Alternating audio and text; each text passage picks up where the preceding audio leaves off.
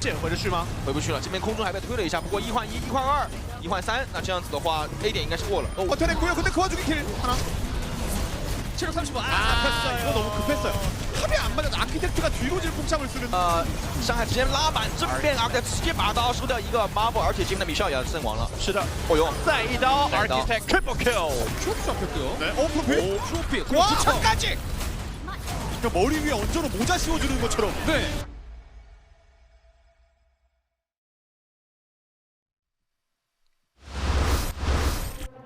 All right, we are back, and it is time for our final series of the evening. Wolf, one more team is going home. Well, they're kind of already home, but one more team is going home tonight.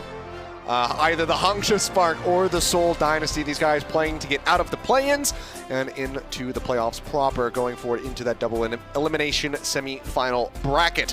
Another first to 3 series, and again, I think this one is very much up in the air about who could be taking it. Yeah, it certainly could. If you guys remember last year, Seoul made, you know, a decent run towards the end, but it was Hangzhou of the 2 teams that obviously performed last year in playoffs that really made the deep run. There were even questions, could Hangzhou upset, could they make it to the grand finals when they were up in that top 4?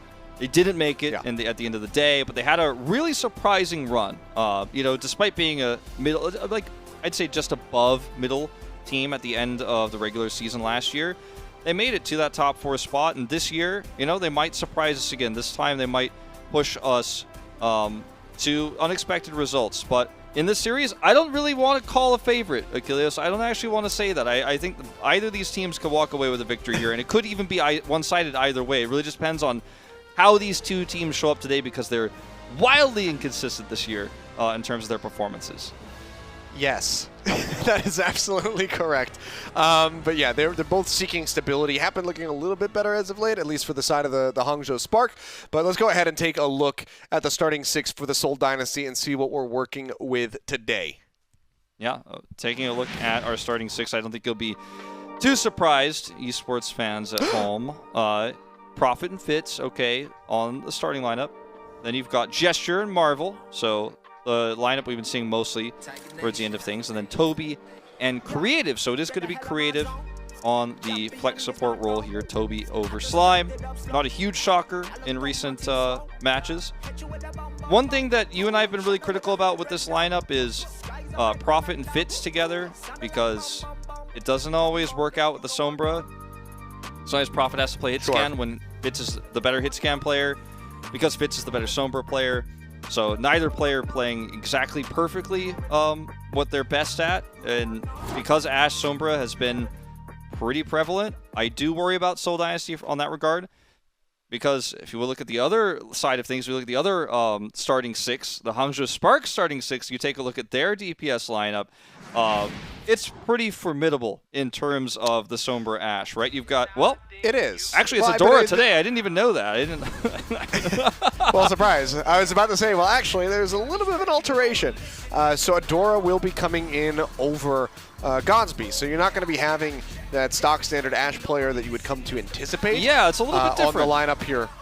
Yeah, so they're making some changes. And as well, we have Bebe and IDK in the support lineup, so we will not be seeing Mika starting, which is extra shocking for me considering how prevalent Mercy has been and how clean Mika has looked on that pick. Well, I can tell you guys what the starting map is. It's Lijiang Tower. You're going to see on the map screen in a second. I look at this and I think when I see Adora in the lineup, the first thing I think instantly is Reaper. Reaper, and I see the IDK, which makes me think Lucio, which makes me think Reaper for sure. So I think we're definitely going to see a little bit of Reaper here. It's something that Adora kind of specializes in. Adora is a bit of a strange player because he's very similar to Prophet in a lot of ways, in that he's a flex DPS who plays mostly projectile, but every now and then will play a weird hit scan, like the Reaper in this case. That's not what Prophet plays, but they're very similar in that regard, where they're projectile players who occasionally will swap to the hit scan. And Reaper is one of those heroes that we've seen Adora play throughout the years, even before Overwatch League. We've seen him play as a specialist type role for him. So that's why you were mentioning it earlier. That's why I'm kind of feeling that. It's hard to say for sure. If we were going to a map like Nepal, for example, I'd be like, I'm all question marks here. I don't really understand the lineup. But I think we'll see him play Reaper a little bit, then we'll see a swap back to Godspeed going to maps 2, 3, and potentially beyond, where we will see more of that Sombra Ashe. That's my prediction. I think that's what we're going to see.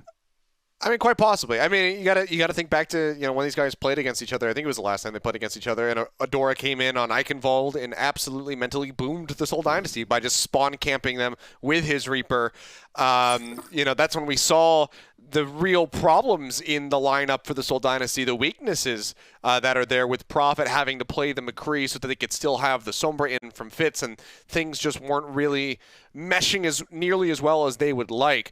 So it's funny to see that Hangzhou Spark is starting off with that very roster that kind of messed up Seoul Dynasty in that series and shut them out of it. Whether or not that's going to be the case on Lijiang Tower is yet to be decided. I think one of the other interesting things to see is that we do have Gesture and Marvel starting. In recent history, they have been doing Marvel primarily alongside Michelle. And we've been seeing those guys be the duo for control. So changing it up a little bit by having both of their main tank players here. So we'll have to see what these guys are going to be bringing to the table for us. Yeah. So as we head into our first round here of Lijiang Tower, we'll have to wait and see what Hangzhou decides to do. This one in particular, Night Market doesn't have a lot of long sight lines, so it's a pretty decent one to run something like a Reaper. We have seen, obviously, Symmetra very popular here as well for that reason. Teleport in quickly, build up a ton of energy, and you see the pop off there once that point gets unlocked. It's usually often the fight's even done before the point is unlocked when one team wins that Symmetra battle super hard, right? So Seoul Dynasty teasing us with a lot of different things here. I'm not going to make any judgment calls on the comp until the gates open. Meanwhile, Hangzhou look like they might just be running no Reaper. We'll see after the teleport. As they're running Winston, a bit surprised to see that. Adora, let me know what's going on. I might need this later. Yeah, it is the Reaper. Okay.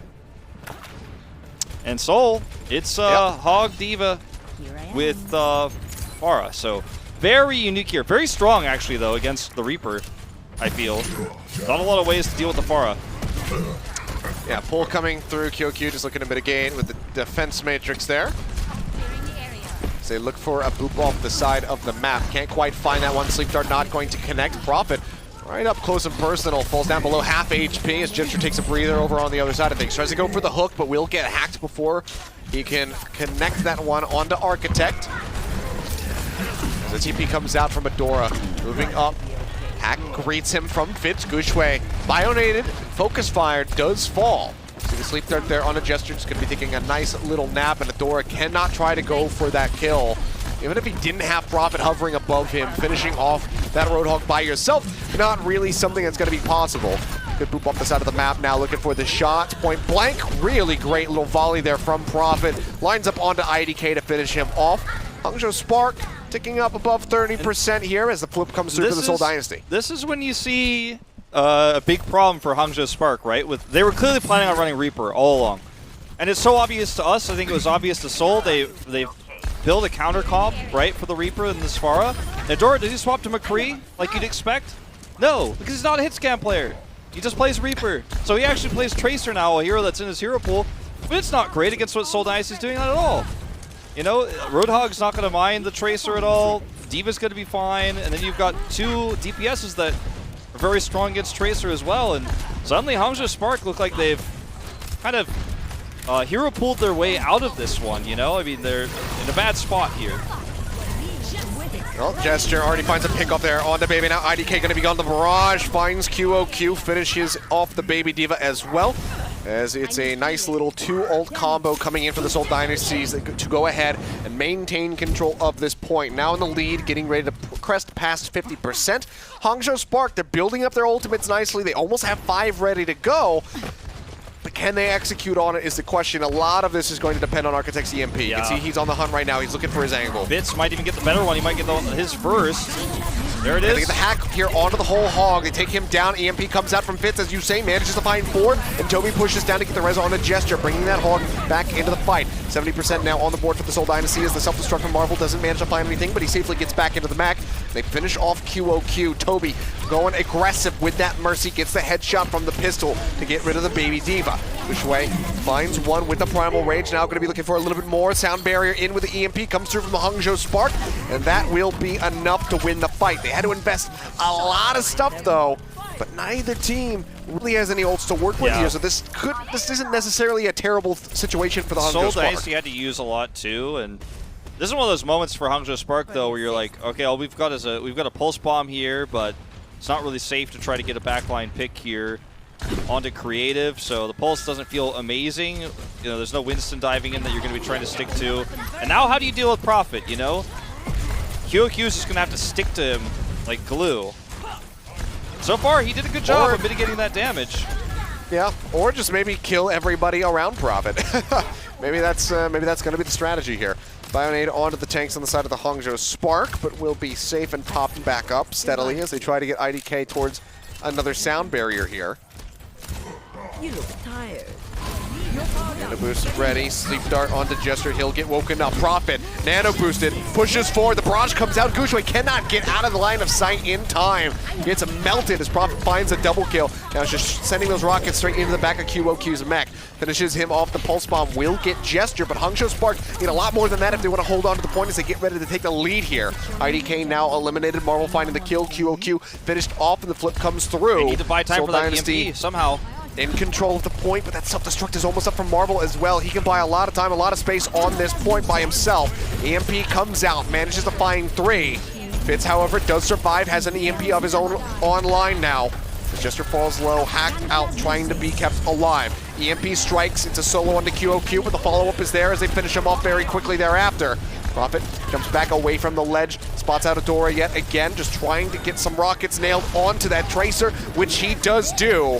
Self-destruct now up into the air to zone them back in celebration as well, as Seoul Dynasty will take this first round of Lijiang Tower 189%. Yeah, very nicely played by Seoul Dynasty. They had a really nice composition that I feel countered the Reaper in particular, right? And once the Reaper was countered, Hangzhou Spark just didn't have the ability to run a McCree, or a Widow or an Ashe for that matter, and they still don't. So, you know, it becomes really awkward when you're dealing with Prophet on Pharah. And we don't get to see Prophet play Pharah that often. You know, you and I have commentated him a lot back when he was on GC Busan playing the Pharah, because that was more popular back then. But since he's joined the Overwatch League, it's not really been his thing, as far as not meta that often. But he's a really good Pharah player, and if you don't have a counter hero, you're going to have a hard time. And I was just clearly just trying to run something weird and unusual here since Adora's in the pool, or in the map, and has a weird hero pool, so it's going to be Reaper, Junkrat. And this is where Reaper is going to do best of all 3 rounds of Lijiang Tower, 3 map types. For sure. A bit more up close and personal here. Jumping up into the air. He actually nails the shot! Architect takes Prophet right out of the sky. Gesture, however, does manage to find Adora. And in all this chaos, Toby starts looking for a res, but does get taken down by Gushue. So Hangzhou Spark, on the back of the heroics of Architect, just yeeting himself into the sky, might be able to get this first lockdown. Sleep Dart out onto Gushue, but Gesture is gone, so they can't pull the Rhine out into a bad position, so they cannot get a punish there.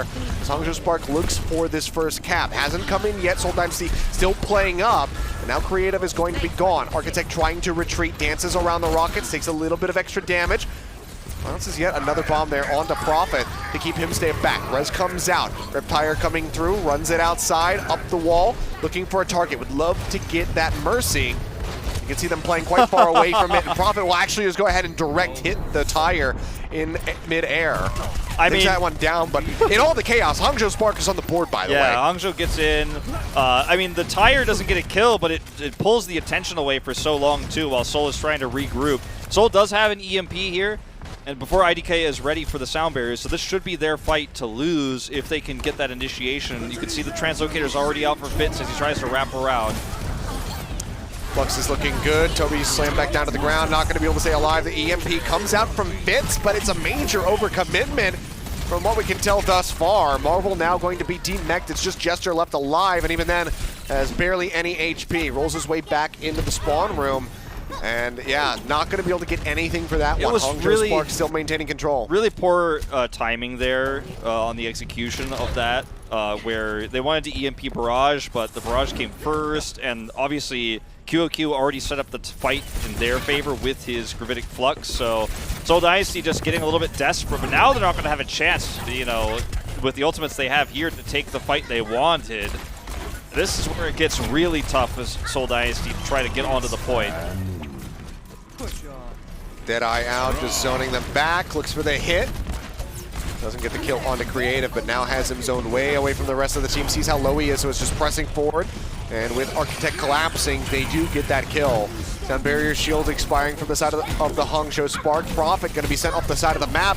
And this is looking like 100-0 right now for the Hangzhou Spark. Bomb goes out, doesn't find anything. The fadeaway play there, but Hangzhou Spark still very much entrenched on this point right now, Wolf. Yeah, they look great with the execution of this super weird comp they're running, right? I mean, it's not unheard of to see the Junkrat combo there coming out, the Junkrat composition rather, coming out early.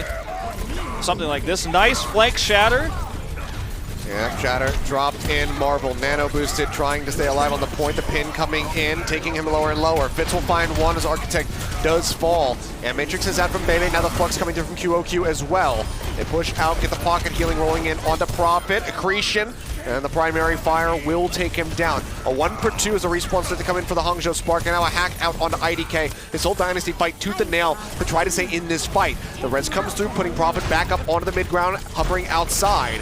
Barrier tries to come out there from QOQ to keep himself safe, ends up finishing himself off in the end. This whole Dynasty do get on the board, but now it's all banking on this single EMP that Fitz hold on to, Wolf. Yeah, and this EMP it should set up a pretty good team fight for Seoul Dynasty. You know, they have the choke point controlled.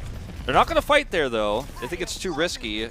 I feel they should have fought in the choke that Hangzhou just broke out of, but they want to fight on the point, which gives Hangzhou an opportunity to actually take the longer fight with the Reaper they've chosen. Their survivability is quite high with the Moira swap, too.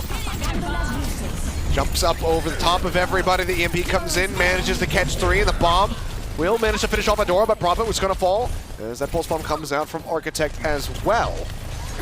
1-for-1 exchange now, 2-for-1 as QOQ will get taken down on the back end of the fight. Marvel and Gesture under a little bit of fire here from this Tracer, but they manage to stave him off as they do have their ultimates ready to go as well. Fitz with about 1 HP does manage to stay alive for a little bit longer. Looks like he picks up a Mega Pack as the rest of the team chases in deep to finish off Gushue, which they do.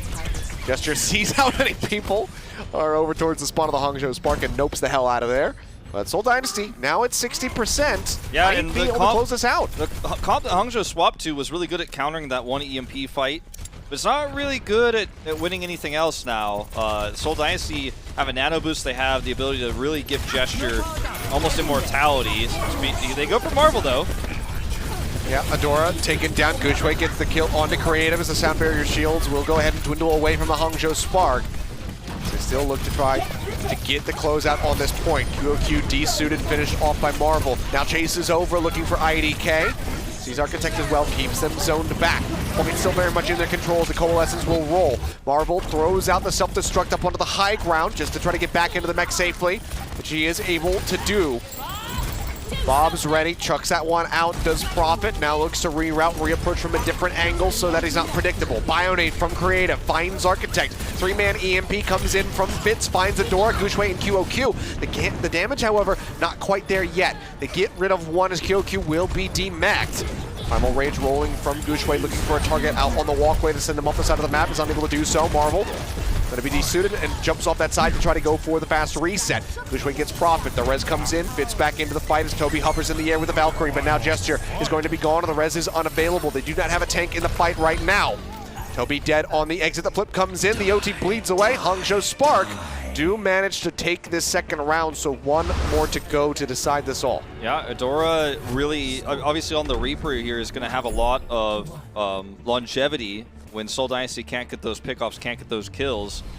You know, he's just so difficult to kill when you've got, you know, regular left-click healings coming through from Moira, the healing orb, IDK's heals, and his lifesteal, plus his obviously large health pool. You know, you're going to last a long time, and the longer the fight goes on like that, the tougher it is for Seoul Dynasty to kind of get a grip on it. We do see Architect with the Sombra here to start things off. Prophet looks like he wants to once again try to kind of blind counter the Reaper slash Tracer with this Pharah. We'll see what Adora decides to go with here. It is the Reaper. This is not terrible for Reaper by any means, but it's a lot harder, I feel. And look, that's a good start. That's a very good start, as is that. IDK tries to exit back across the bridge, but a great hook from Jester shuts him down. Already, now that the Reaper doesn't get to the point first, and they don't have the first cap, Adora's like, I can't even try this anymore. It's not even worth it. Yeah. He's going to swap but again, Tracer. This is, again, just another issue that they have, though, which is how do you really deal with this Pharah? IDK nearly picked off his Prophet, just, you know, feels safe enough to go ahead and jump down onto the low ground. Says, you know what, you don't have a McCree to stun me, you don't have an Ashe to try to take me out of the sky, so I can play low, I can play high. And the team is going to be there to back me up. Gushui and Bebe dead on the entrance here to the point. The Seoul Dynasty will get the lockdown. Prophet already has a barrage. It's so easy with that knockoff, too. It just gets the last part of it. It's so easy to harass a D.Va and prevent the D.Va from mitigating that Pharah damage when you have a Roadhog. And obviously, Roadhog's been buffed recently, but even without that, you know, the fact that a hook alone can really displace a D.Va means that it's a lot harder to deal with the Pharah. And Prophet's not even looking for a barrage here. He's just looking for damage. The barrage is going to be on the point, very likely. Look at the setups he's got. Waiting for his moment. Would love to get QOQ out of that mech. D-Matrix will come through. Still going to be enough damage, however, to break him out of that on the back side of things. But Gesture does get taken down. EMP thrown out by Architect finds Marvel. Creative dumps the nano boost to try to keep the D.Va alive, and Fitz is there to capitalize on top of Adora. Finishes him off before he can get an opportunity to use that Pulse Bomb.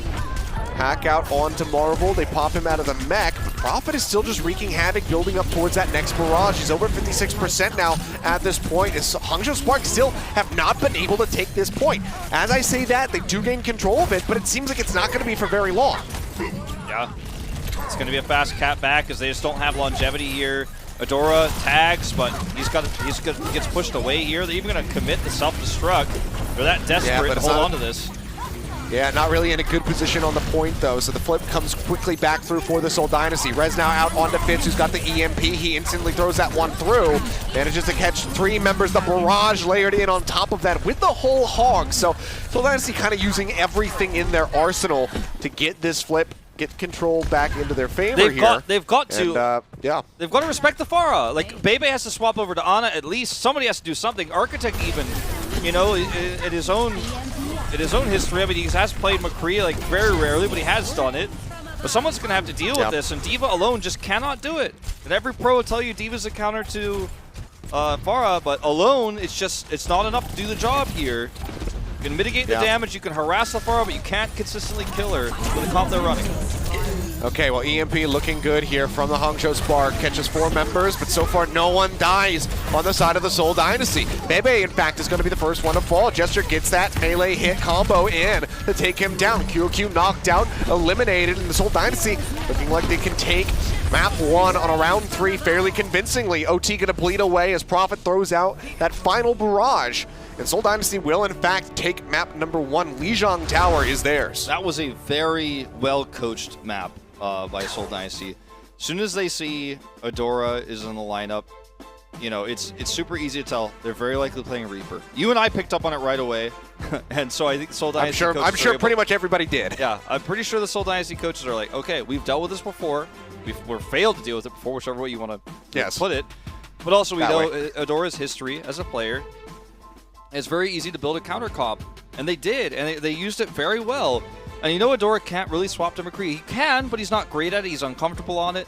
And perhaps if he does swap to the McCree and makes the Pharah a little bit more difficult, you swap over, and then he's got to swap again, and you're always kind of leading the ult economy that way.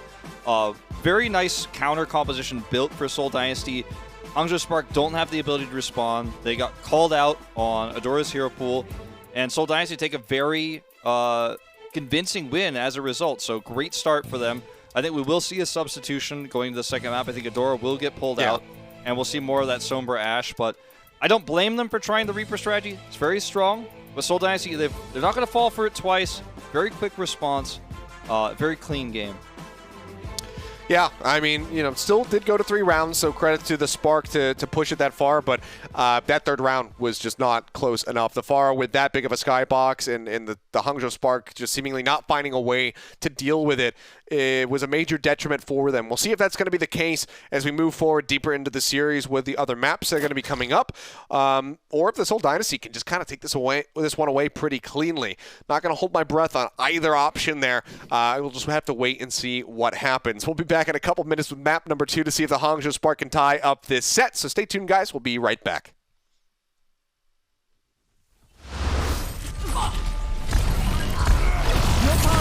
Get in there.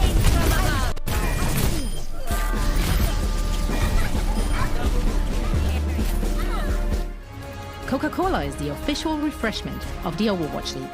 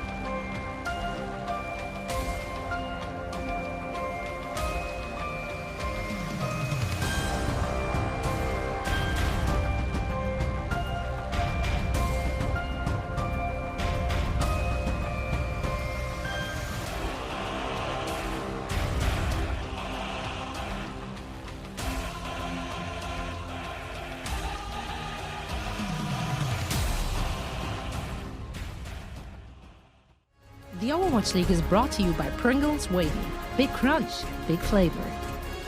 And by TeamSpeak, the official voice supplier of the Overwatch League.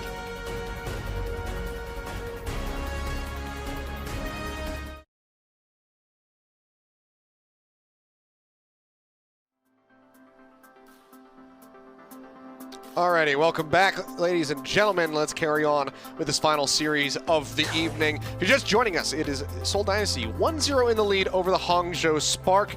And the winner moves forward. The loser will unfortunately be eliminated from the playoffs from the rest of the 2020 season. So there is quite literally everything to play for here in this set. Yeah, there really is. Both these teams have made massive changes coming into this season. Seoul Dynasty before the season, obviously the team making the biggest changes, and then Hangzhou Spark obviously picking up Architect later on, which is a pretty big change, and kind of benching IDK, who was arguably their most famous player last year for Mika. So it doesn't feel like, even though on paper, in the offseason, like almost no changes for Hangzhou by Crystal, but we've all beat that dead horse to death. But Hangzhou Spark coming in with some pretty big changes through the middle of the season, and the identity has changed quite a bit. And they're a team that experiments a little bit more. They do a little bit more outside the box than they did last year. Where last year they played like literally only the meta, only goats, like only the most standard version of goats, pretty much all season long. So it's a nice breath of fresh air. Seoul Dynasty obviously committing a lot of resources, aka money, into changing their roster this year, and it hasn't paid off, no pun intended on that one, as well as I think they would have liked. And Sure. you know, that was a really smart and well coached first map for them. You know, they're looking solid here, but I don't want to say that this gives them like a momentum advantage or anything like that, because we have subs, obviously Mika and Godspear back in. And now Hangzhou Spark is going to play the quote-unquote standard game versus Seoul Dynasty, and this is where things can change, and Hangzhou Spark can bounce back. Well, we still do have Jester and Marvel, so it seems like it's likely going to be a lot more of this, the Roadhog coming through. You can see Seems already like it. Marvel, yeah, going for the Sigma Hog variation. Perhaps. They are attacking first, so could just go ahead and change things up. I don't know if But, I don't know if it's necessarily going to be Roadhog on attack here, but it certainly could be. And yeah, I mean, this Architect thing is what's giving me some pause. Yeah, this is like the ultimate irony of everything we were just talking about. Yeah, well, they tried. Dora was in. He's the Reaper specialist. Like, if you're gonna do this, why did you even do what you just did? The way that you just did it, like, I thought we summed up everything Hangzhou was doing pretty well, but now I see this and I think, wait a minute, like, you could have just just run Architect on Reaper last time and you would have had a wider hero pool. And wait a second, this doesn't make any sense at all. This is one of those times where I feel like I know more than the team that's playing does, and I don't like that feeling. Yeah, or we know, like, maybe or like I know nobody knows absolutely anything. Like, nothing. Yeah, or maybe, yeah, it's one of the two. It's either like we know better or we just are so wrong. We'll see what it's going to be. For the sake of the Spark, I hope that it's that we're wrong. yeah. We'll have to see how Architect is gonna do here with the Reaper, though. See for now, was just trying to pressure in the staircase there on the mid ground as Marvel starts pushing up on the corner. The Reaper is not going to get value really until low. the point's contested with a Widow comp like Soul's running. Widow Ash, mind you, double sniper. You're just, I mean, Soul has gone all in on countering the Reaper again. Architect's destroyed. Literally all in. Everybody just piled on top of him and assassinated him. Remember, in one fell swoop. Gushue gone as well, so there's point A pretty much. remember when... Okay, swapping again. Yeah, this is going to be A. But remember when Seoul Dynasty got spawn camped by Reaper and, like, Prophet was trying to walk up to his face, like, Redora's face to kill the Reaper? What a difference we are seeing now. What a well-handling of Reaper we are seeing. Yeah, and Marvel's kind of just like cleaning up real quick with this Sigma. Picked up a double kill, looking for a little bit more as Jester's going to whiff the hook. Genji out around the back, going to be spamming those right clicks to try to farm Blade up off of Jester. He does nearly have a whole hog. And I will see 2 more kills come in. The point is going to be capped. And just shy of 5 minutes in the time bank for the Seoul Dynasty is pretty good.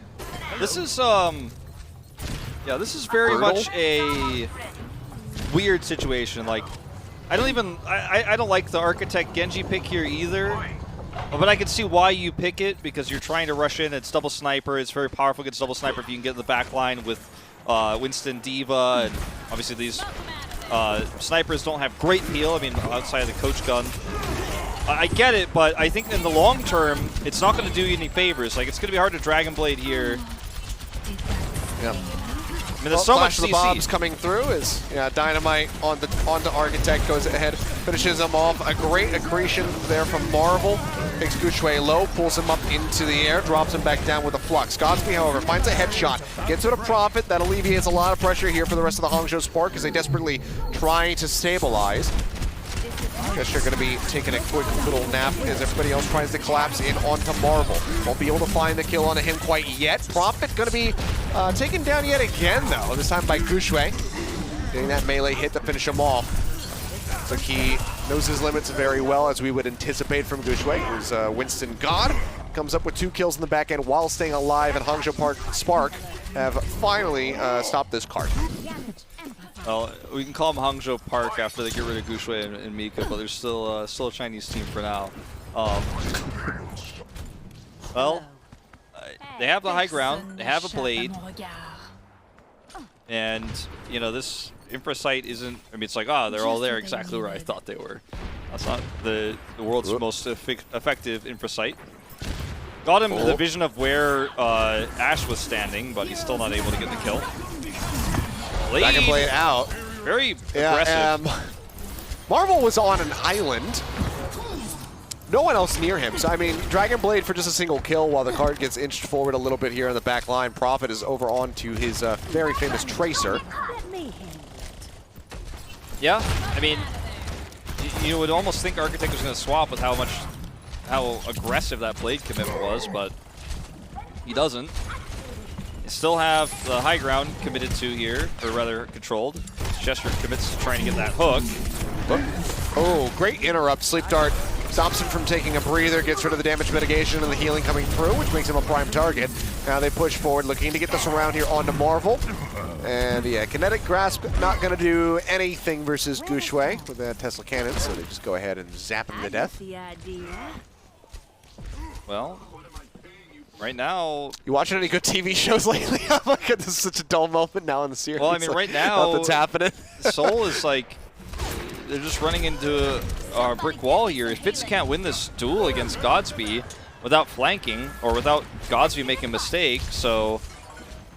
They have to kind of slow push this.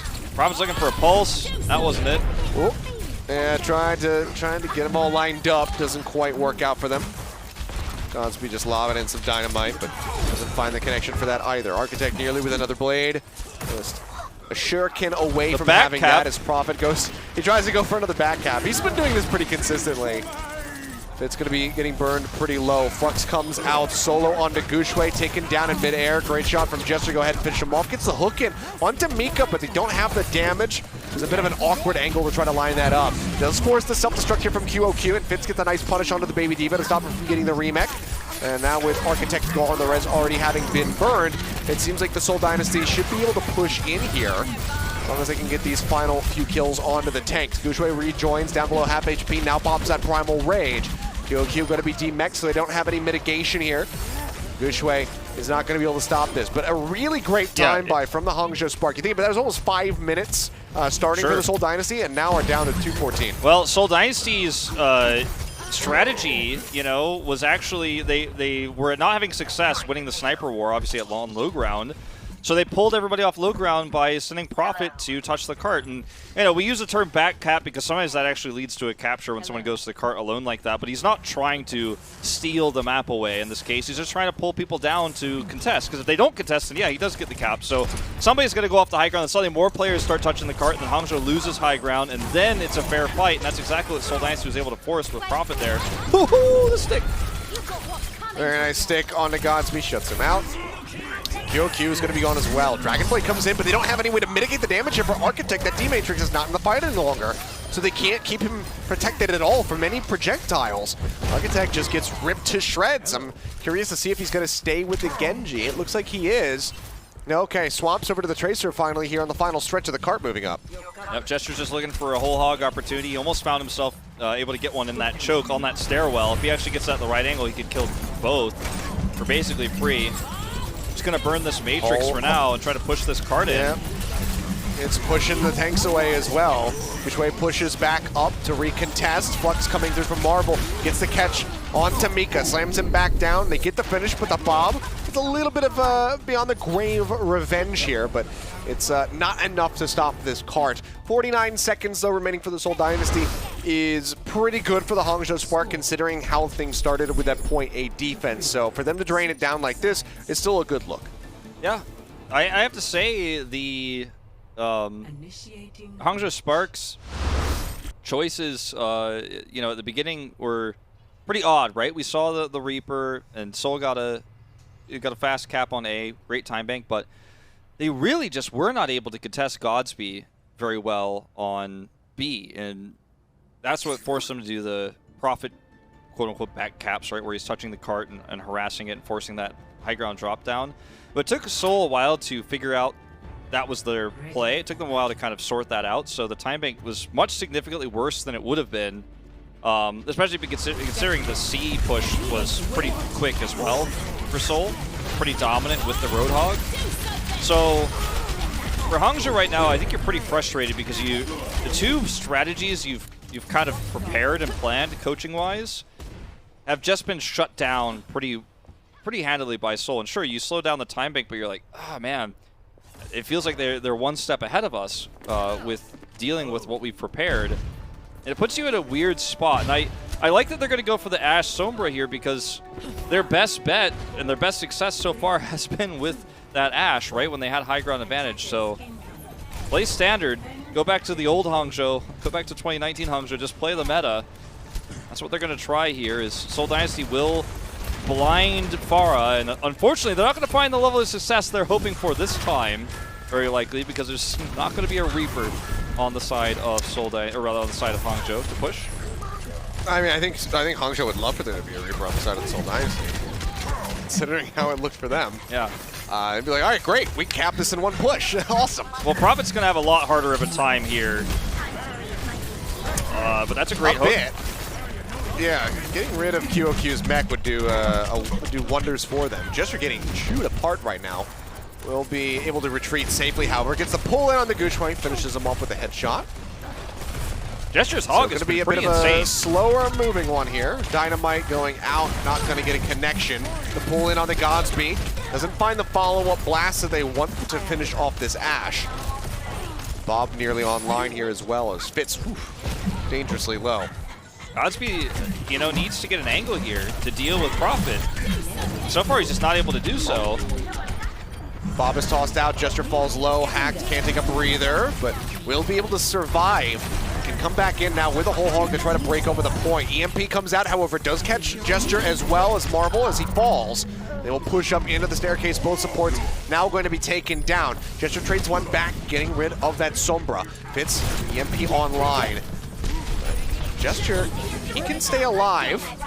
Maybe there's a chance. He'll drop down, but take a breather, already gone. He gets bionated, finished off. So 4 minutes, 45 seconds now for the Hangzhou Spark, with just that self-destruct left to go. Prophet's going to swap back over onto the Ashe. With this EMP and a whole hog, though, Seoul Dynasty could very easily wrestle control of this cart back into their favor. And the scariest part about this for Seoul, though, sticking with the Roadhog, though, is that they've only got one chance at controlling this high ground. And you can see Architect is already kind of up here. Yeah, I don't think they're going to get the high ground, at least not the general store that you see the pass right now. Going to have to use this EMP to wrestle back control of the cart from this hidden high ground location that Fitz is on right now. I love his pathing here to the back line. EMP out, catches 4, barely does manage to exit safely there. Gushwang, however, not finished off, now has the primal range, but without Bebe alive, they don't want to keep playing forward. So there's the res from Mika. So now they actually can get ready to start moving this cart forward again. Now Prophet has line of sight control. Fitz is even swapping over to the Widow. They really want to double down on sniping from high ground and having that sort of control over the point. Oh, Jester does get hacked. Can't get that interrupt yet, but Fitz, crucially, has the headshot to get rid of Architect. Now follows up for a second one as Godspeed will die. Jester is killing it on this hog, down by the the line way. of sight. He has been. He is just not dying. Like, he's been hacked so many times. I've seen him turn and kill the Sombra or force the Sombra to translocate. He's like, yeah, hack me, I don't care. I mean, oftentimes, you know, people will say that Roadhog's kind of like an ult battery, especially against a Sombra because you just can't do much. You get hacked, you can't even hook. Fitz has this high ground right, and he's got line of sight. He's got full control over the map. That's exactly what Seoul Dynasty is doubling down on with this double sniper comp. The Roadhog serves as peel here.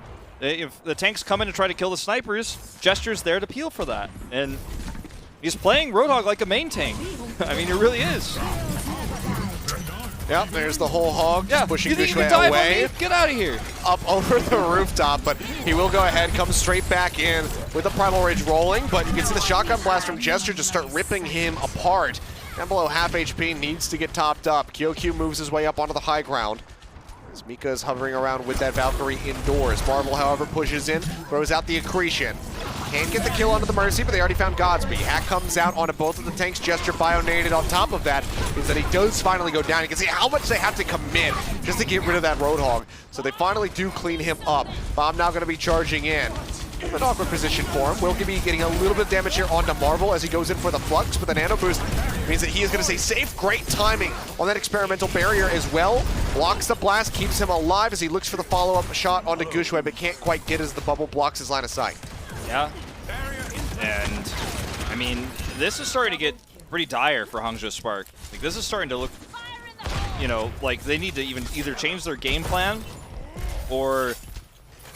I mean, this is where the Genji where they picked earlier. This is where I'm thinking, well, you got to try that. Okay, there it comes as I say that. Because the double snipers are ripping you apart. Your tank line can't deal with the snipers alone because you're going to get hooked by Gesture. He's going to push you back. He's going to chip you down because right click does so much damage. You've got to do this. You've got to dive with the extra damage output. You have to secure kills. It has to be really coordinated. And it's hard to do with a Chinese main tank. Oh. Okay, well, Godspeed comes up with a really nice pick there. Takes down Fitz, and not seeing a res come out yet from Toby, so looks like we're just going to have to wait for the run back here from Fitz as he just now respawns. Toby falling low, Nano Boost out onto Architect. Bob from Prophet finds Godspeed. Toby going to be gone. 2 for 1 as Marvel now creative falling as well. Makes it 3. Hangzhou Spark can finally start moving the cart again, but it's still so far away. Yeah, look at Architect's ult charge, by the way, 73%. Basically off of one team fight. It was a longer team fight with several different dive attributes to it, but that's, I think, the pick they really needed. Gave Godspeed space to get that headshot kill. Does get caster cursed here a little bit, but it's at a really bad time, too, because they only have 30 seconds left. He needs that blade, and I don't even think one team fight wins necessarily enough to get this cart into B, because there's going to be a lot of delays coming out for Seoul. Gesture slept to Antied, going to be fine. Godspeed goes for a pop-up shot, but isn't able to get line of sight onto Fitz to try to take him down, even though he had that Infrasight rolling for a little bit there. Dragon Blade now ready to go. QQ already forced out of the mech. Self-destruct has to be burned. Tosses that one out as we hear the blade off screen, cut back over. He manages to get rid of Prophet, but then Marvel is there to finish him off. Rez comes in. Gushwei not fast enough with the Bataway on that Mercy to deny the Rez. Straight back into the fight, now looking to juggle Creative around. Sleep Dart connects, he'll get woken back up, punishes Creative for making him take a nap. Whole Hog pushing them away here as the OT starts to bleed out. QQ knocked out of the mech, and there you go. Seoul Dynasty, after a rough start on the attack, they finish the map and then come back in, hold Hangzhou Spark in front of point B. They move up 2-0 already. Gesture is looking phenomenal on the Roadhog. It's main tank Roadhog. I mean, that's what it is. When you're running the double sniper on the high ground on Hollywood, I mean, he's playing it like a main tank. He's peeling super well, and Hangzhou Spark just can't respond quickly enough. The Genji swap was a smart one, but it was a little bit too little too late. The ult economy was already kind of shattered. They got a little bit desperate with some of their engages. But Seoul Dynasty look really well prepared. And when Seoul Dynasty is well prepared for a new meta, they always look good. This is really reminiscent of when we saw Marvel playing extremely well in playoffs when Sigma first came out at the end of Stage 4 last year when 2-2 lock first was a thing. And that's the kind of Seoul Dynasty that we're kind of seeing here, where it's like, I'm ready for this meta, I've got my own take, and I'm so well prepared on it. And this is a really, like, for Seoul Dynasty fans, you should be excited. This is what you want to see. You don't want to see like a little bit of shaky Seoul Dynasty. No, don't do that. Don't listen to Wolf. Don't listen to Wolf. Don't be excited yet. The series isn't over, because you never know what's going to happen. You never know what's going to happen, but it looks good. It's looking good. All right, so far. Taper your expectations for now. Just wait, relax, stay calm, guys. Stay calm. Don't get too excited, because you never know. You never know. Wouldn't be the first time that a reverse sweep over Seoul has happened in a crucial matchup. But we've got some more to talk about with this series here. Seoul Dynasty up 2-0, now at match point. When we come back, we're going to have another game break. We'll go over these first two maps and try and see what the Hangzhou Spark can do to get back into this series. So stay tuned.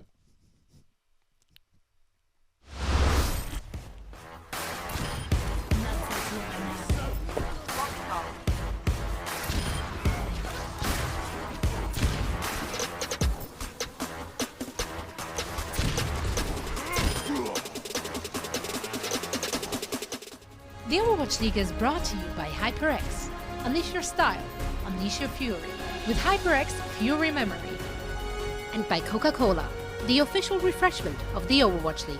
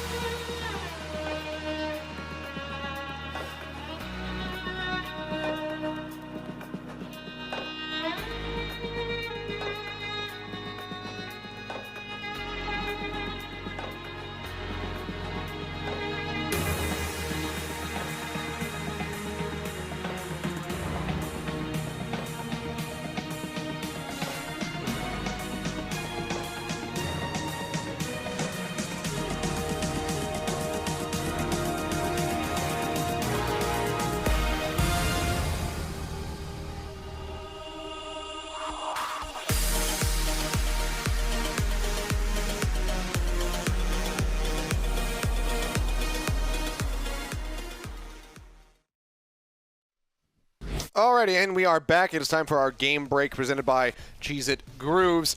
We'll be breaking down the action of these first 2 maps in our final series of the evening. Hangzhou Spark. That's all I got. Yeah, Go ahead, I mean, the thing is, the problem is that it feels like Seoul came in better prepared, right? Yes. And if we go to our crunch time, excuse me, presented by just going straight into it. Straight into crunch time. Yeah, I want to go straight into it.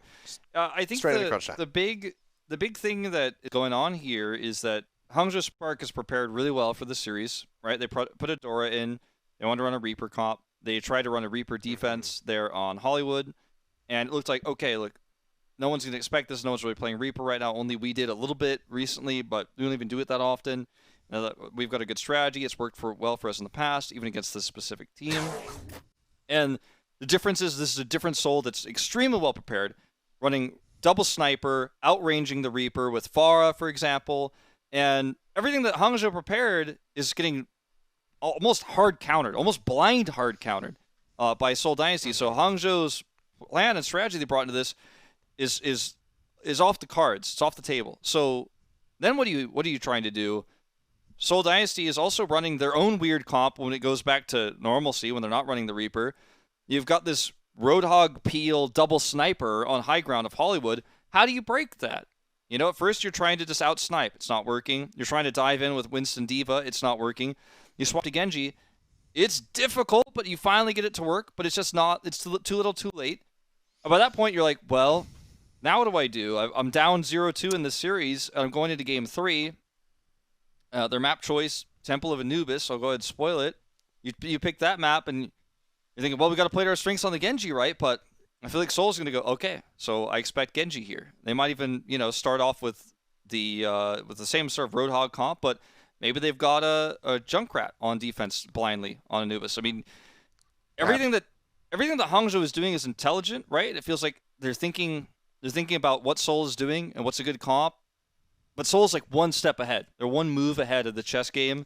And it's tough to play a series like that, especially against a team like Seoul, because when Seoul is on a roll and Seoul is well prepared, they're one of the best teams at leading a new meta. And, oftentimes they fall off after everyone else figures it out. But at this moment, right now, this is the best Seoul you're going to see in a new meta. And Hangzhou, I don't know if they're going to bounce back in this one. It doesn't feel like it based on what we've seen so far. Yeah. It's definitely rough, and I mean I see what you're saying with Hangzhou, looking like they're prepared, but it kind of feels like they're prepared almost in like a vacuum. Like if this was against somebody else, then maybe this would work, but they're not really adapting to this specific situation super well. You can correct me if I'm wrong, Wolf, since you have more of a photographic memory when it comes down to Overwatch than I do. But hasn't Sashin played Hog in the past? Yeah, he has. I was actually thinking about mentioning that earlier. He's played a decent amount of Hog. Something to think about.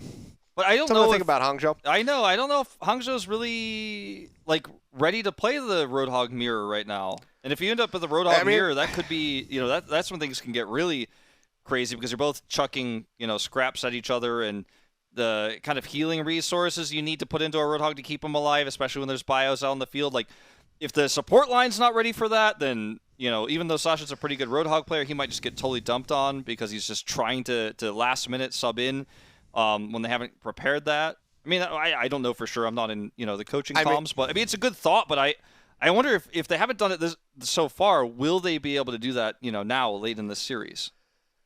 I mean, we have to wait and see. I'm worried, and I would think that Roadhog would be something, given the precedent set and all of the expectations that people had and what we're seeing from other teams, that they would be practicing this. And maybe it didn't go so well for them in scrims, so that's why they're changing things up. But we see Adora coming in and playing the Reaper. But that's a very slippery slope to position yourself on if you're just basing everything on how your scrims have gone. Because if you're trying to run this because it's been the most successful thing for you and you're not willing to experiment and do something else, then you're going to end up looking like Houston versus Boston. Sure. This is a really rough position for the Spark to be in. I'm hoping that they can bring this back, they can make this more competitive, and I'm hoping that they try up some new things. We're going to find out in a bit, though. That does it for our crunch time and for our game break here presented by Cheez-It Grooves. And when we come back, we'll see if the Seoul Dynasty just sweep their way into a semifinal slot, or if the Hangzhou Spark will be able to put some wins on the board and elongate this series. So we'll be right back in just a few minutes. The Overwatch League is brought to you by Cheez-It Grooves. Deep flavor, deep crunch. It's a mind crunch.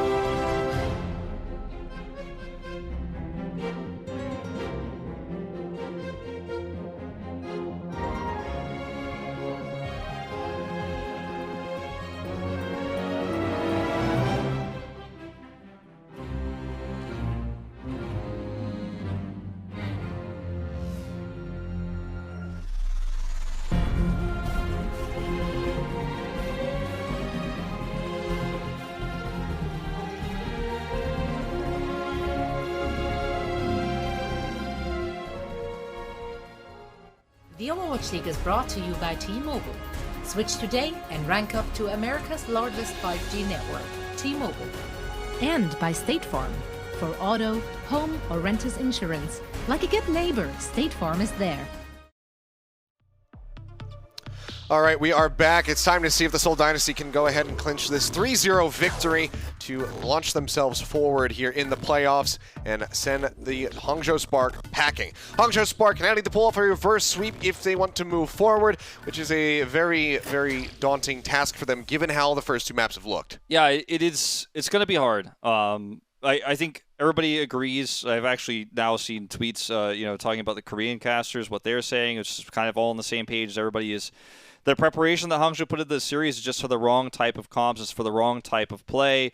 And Seoul is just one step ahead of the meta. And I think everybody's kind of agreeing right now with Hangzhou is they're not running the right comps. Or when they are, they've changed their composition too late. And it's really hard as a player to try to think on the fly when you've had so long to prepare for a match like this. And you're grinding and you're really hammering out all the details of the comp you want to run. We're going to run this Reaper comp. We practice against all the counter comps. We're training all the positions we want to teleport into. We're trying to get Adora into position with these speed boosts. We've got IDK in the scrims.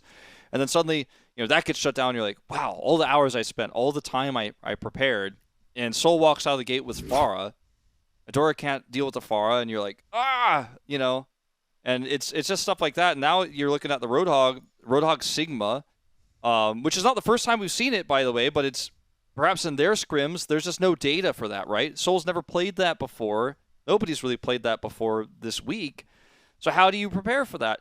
Now they're trying to figure it out on the fly, and that's an extremely difficult thing to do, especially for a team like Hangzhou, who has always, historically speaking, played by the book and by the meta. And a team like that always struggles to adapt in a playoff series. It's 0-2 for them right now, and I hope the halftime was a good chance for the coaching staff to sit down with these guys and figure out the answer. It's Adora back in here over Godsby. Yep.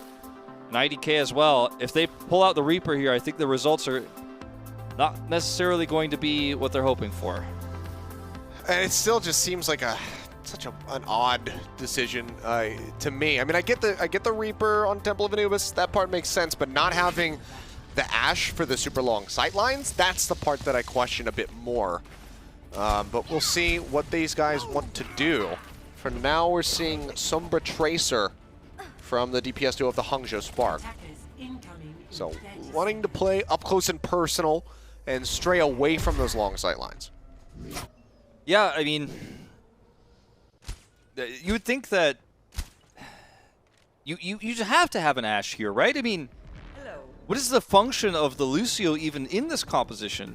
They're just playing for attack. They're playing for Reaper attacks here, it feels like, right? And sure, Lucio can help you with the dive, the defensive, you know, kind of counter style, but the peel that Gesture has been giving Seoul Dynasty has been so insanely good.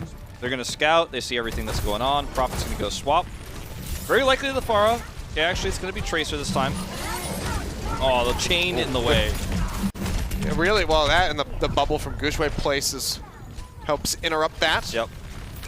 Get a hack on Gesture, but he'll be all right. Takes the breather on the back end to go ahead and get that ult charged up as best as he can. Just waiting for his opportunity. This is out on the second hook. It's going to be hurting his accuracy statistic, but I don't think he's too concerned about that right now. Good Gushway has to leap out. 30 HP on the Winston. He does live, and that's going to give Bebe a nano here, pretty much. Yeah, picks up the Mega Pack as well. They try to boost him up. Bionade toss into the back, looking to hit somebody on the side of the Spark. Doesn't quite connect there from Creative. But he'll be all right. Gets the sleep on the back of... on the back of that hack. Yeah. And the follow-up is good. The Dynamite absolutely destroys him. And that is going to be point A, just shattered open by the side of the Seoul Dynasty. Creative Ult's on the way as well. This is so scary for Hangzhou right Creative now. picks up 2 insane kills there, and that means that Seoul Dynasty are in prime position to just walk in. And by the time they walk in, everyone's at full health. In fact, Gushway is cowering, right, you know, at low health for a lot of that time because they're running a Roadhog comp. They can just walk in, and once that Roadhog gets on the point, you know, unless you are running a Reaper, which Adora in this case is not, you know, you're not going to be able to out trade against that.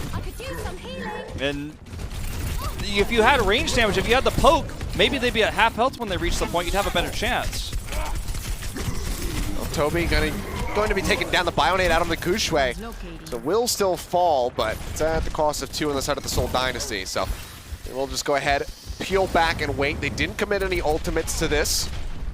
And I know They'll still have the full arsenal. On the surface, you know, for Hangzhou fans, it might feel like Gushway is having an off day. It's just that it's really hard to play Winston into Roadhog, you know, and also Diva, you know, that's with the Roadhog.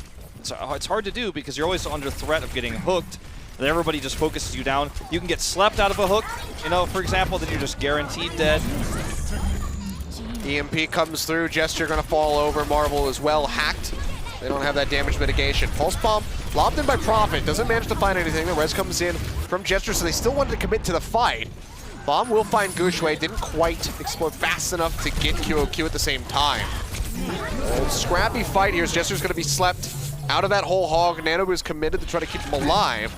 Now he'll start making his way back over towards the point. He seeks a pick, gets a pull in onto QOQ, destroys the mech.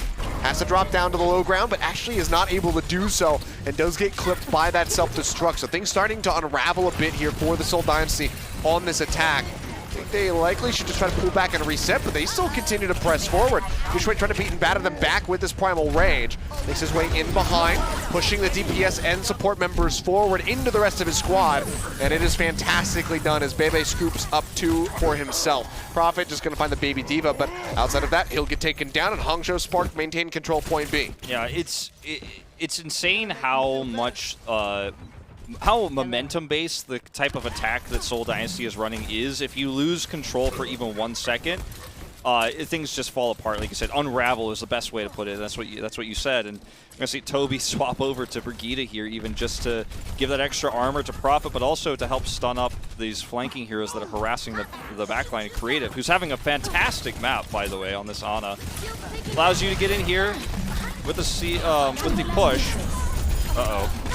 It's not getting stun on that one. It's just gonna be a slaughter in the catacombs here. Takes them down. Adora just gonna be fading away. It's a couple little extra headshots onto Prophet. So team wipe at the end of it all. Death Blossom's gonna be online, but unless they can get QOQ either wildly out of position or out of that mech, you know, the Death Blossom is not really going to be something that you're looking for. You know, the only way this could have been, this would be even more like snowbally, like I win no matter what if I get on the point, is if they're running a Zarya instead of a D.Va for how they're trying to push down left and then touch the point and then say, look, we have insane survivability. We're going to win that war of attrition on the point itself. And that's why they have to get there first, which is why these flankers are so important. It slows down the push, harasses the back line, and now the team's split up, right? If the team is all together and it gets on the point, it's disastrous. But these flankers are so important for that reason. That's why they're running the Brig.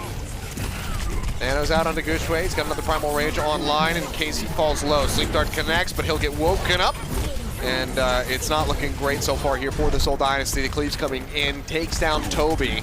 So far only really able to find Dora on that Tracer, and Hangzhou Spark is just going to be able to persevere in the fight, stave them off yet again. It's now down under 2 minutes, so over half of their time gone for the Seoul Dynasty, and they haven't picked up anything on B yet. It's time to really start thinking about changing the composition. I know the Death Blossom is inviting, it's exciting. You know, you feel like, well, we've got Death Blossom, I can't swap.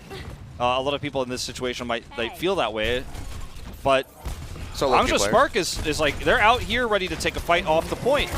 They're not going to let you get that Roadhog fight on the point that you're looking for. Yeah, I mean, a good capitalization from Fitz to get the headshot, and suddenly they start turning things around. Adora forced to use the recall QOQ, down pretty low. Seoul Dynasty make their way over, onto the point. They're looking to finish off QOQ. The sound barrier from IDK will keep he and QOQ alive for the moment. Shield's getting chunked away as the bomb now will just be taking pot shots at everybody who makes their way over towards this point here. The side of the Hangzhou Spark. Gushue going to be gone. Death Blossom over on the side, basically solo committed in for Bebe. Nearly got Adora as well.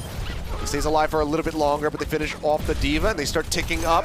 Can they finish it with time is going to be the question. 45 seconds is what they would need to buy, but the Hangzhou Spark just cannot do it.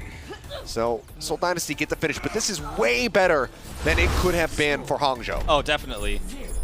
And for Hangzhou here, I thought it was a really nice response. I thought it was a really nice defense that we saw. You know, I mean, it was, yeah. They played aggressively. They played forward. The flankers, Adora and Architect, Adora's Tracer, really coming up big, just harassing Bebe and IDK at the back line. Sometimes harassing Toby and Creative in the back line.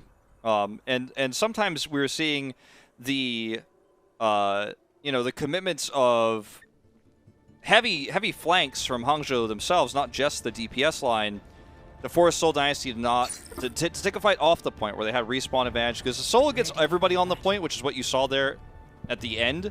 I mean, it's so incredibly hard to win that fight. Then they lost, 2 members when they tried to go for that EMP fight, which is something I'd have to watch again to see exactly what went wrong with that, because on paper everything was correct. They set up for a nice EMP. It was off the point. Seoul Dynasty was kind of split up, and Seoul Dynasty turned that. And I'll be honest with you guys, sometimes I could break these down, sometimes I could see the pass and break it down, but I have to look back, because that looked like a good engage to me. But they end up losing 2, and then Seoul Dynasty, they can't lose from there. They get on the point, they've got the Death Blossom to zone everybody out, and things do normalize from there. But Hangzhou, like you said, they really put that time bank down. Let's see how this push goes. They're running Adora still on the Tracer.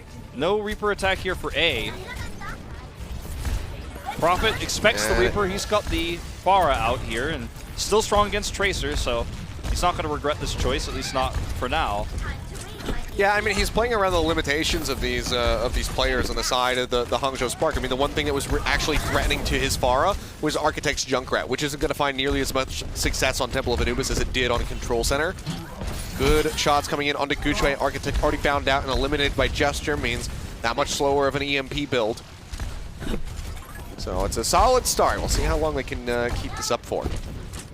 Yeah, you can see that Hangzhou Spark is... Oh, that's a nice way to help shut down the Pharah. I don't know if they can kill him, though.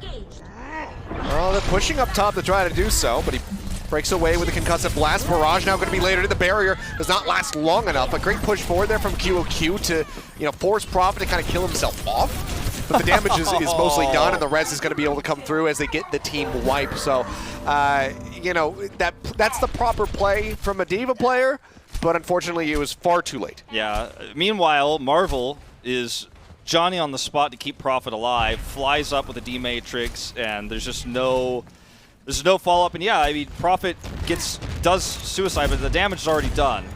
So This next push here, they're going to have a speed boosted Nano Winston, and he should be able to get Primal Rage. But can they kill the Pharah? Can they, you know, deal with the follow-up that we're going to see when Creative has his own Nano? Gesture's almost unkillable.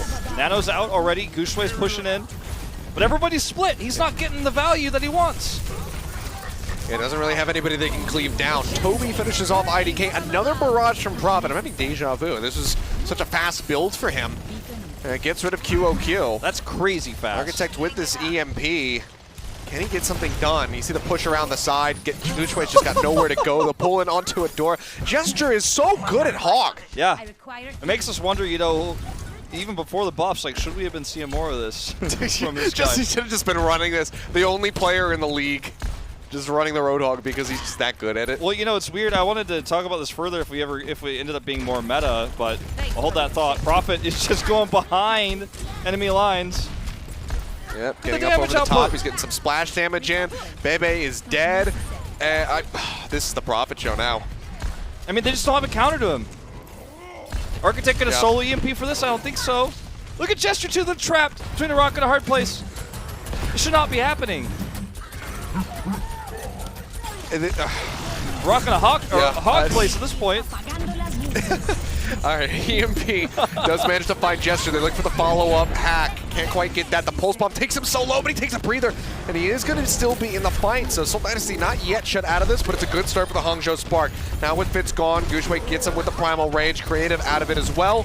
It seems like this should very much be the Hangzhou Spark taking point A. The jump forward, the bubble comes in. They get the shutdown onto Prophet. Unable to use that barrage. The cap will be coming through. Let's see if Adora runs in and Reaper swaps here now, and they look for one of those kind of secondary B pushes, or if he wants to stay with the Tracer, because 330 and no other ultimates, I don't think you want a Reaper right now. I don't think you want a Reaper ever at this point with Prophet on the Pharah. They're very lucky that that EMP fight went so perfectly for them too, because Seoul Dynasty, if they lose even one less member, I think they could actually stabilize there. This is going to have to be an eco push for Hangzhou Spark. There's the pull in onto Gushway. That forces the nano boost just to keep him alive. Goes up into the air, trying to get the lockdown onto Toby. Took him a little bit low. Fitz falls low as well, but does manage to capitalize. Gets the kill onto IDK, and with Adora gone, it's going to have to be a reset here for the Hangzhou Spark as they try to exit with minimal losses. Pocket healing is still here, however, from Prophet, so they do clean up one onto Bebe. It looks like an overcommitment to use the nano boost onto Gushway, but I actually don't mind it too much because it allowed Architect and Adora to farm up a little bit more ult charge. Adora obviously going to build that insanely quickly, so he's got the potential to one-shot somebody with a pulse bomb. Toby are creative in the backline if he can find that angle. Architect's going to have EMP. And look at Bebe, he's already halfway to the next nano anyways with how you know, quickly Anas could build that ultimate in this meta, so you use a minute of your time, you use the nano boost, and suddenly the fight looks a little bit even in terms of ult economy here for Hangzhou Spark. Don't mind it. They get away with this. They get into the side room. This could be their fight to get a better time bank if they can execute this EMP fight really well. Like their positioning here.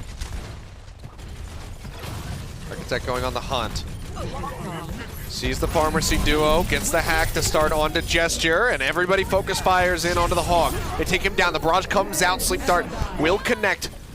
Makes him take a nap as Adora's pulse bomb is not going to be able to connect. Marvel noms that one up with the D-Matrix. Prophet finally going to be taken out of the skies, but a lot of damage is done. One tick going to be snatched up here by IDK, who's looking for more.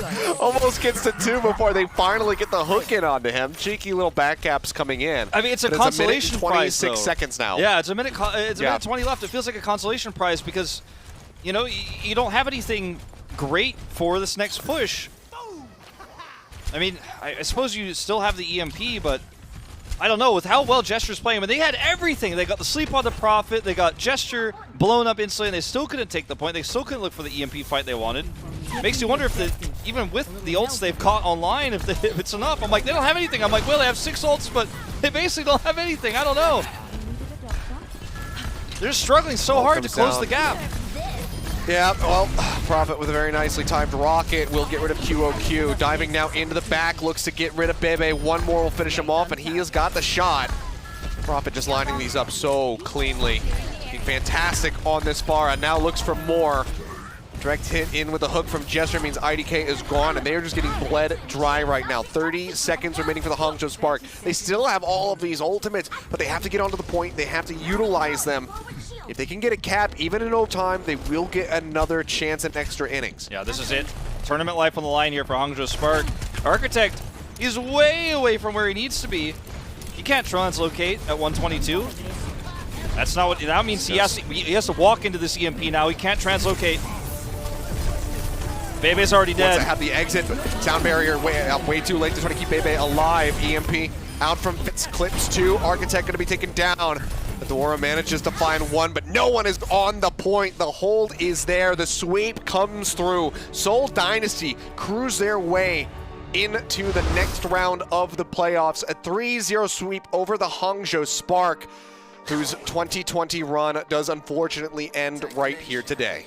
Yeah, I mean, we saw some creativity out of Hangzhou Spark. They came in really well prepared. Unfortunately, Seoul Dynasty was prepared in a different way. So ready to shut down the Reaper play. So ready to run main tank Roadhog with Gesture, have that extra peel, and they looked extremely dominant in this series. It feels like they got hard countered, Hangzhou did in a lot of ways, and almost blind countered by Seoul Dynasty because Seoul Dynasty was so ready for how Hangzhou wanted to play this series. Sometimes hard work and hard preparation can actually backfire in a meta that's not really solved in a new region of play. You know, because obviously we've seen NA. There's a little bit of extra time between NA and Korea, but the regions developed separately. It's hard to really put blame on Hangzhou in this series. They played well individually, but Seoul played even better. And you've got players for Seoul who showed up to play, like Prophet playing Pharah, very rare, plays it insanely well. Creative on the Ana, something that you and I noticed from his play from the very beginning of watching him is his Ana is so good, and he kills it. And then you've got our player of the match presented by Xfinity in Gesture, who played Roadhog. Yes. I mean, almost perfectly. It's harder to play a better game, a better series of Roadhog than we just saw Gesture play. Yeah, I mean, it was just strong the whole way out. Didn't have to stray onto anything else. Just consistently playing the Roadhog and looking fantastic on it. You know, not playing selfishly, not trying to go for, you know, the crazy one-off hog plays, you know, that harken back to the days of Taimu versus, you know, Freaka Blue in the grand finals, drop down off the top on Hollywood and whatnot. Just played it, just, you know, rode the line perfectly. With this Roadhog play and looked great. Every time he died, it was a massive commitment of resources from the side of the Hangzhou Spark to try to eliminate him from the fight, and that often led to them not having enough resources to sustain the rest of the members, and it enabled for the Seoul Dynasty to just go ahead and capitalize and continue to win. So a 3-0 for them here is, I think, wholly unexpected from what we were anticipating coming into today. But for the Seoul Dynasty fans, now you can get excited, at least for a little bit, until you figure out who they're playing against.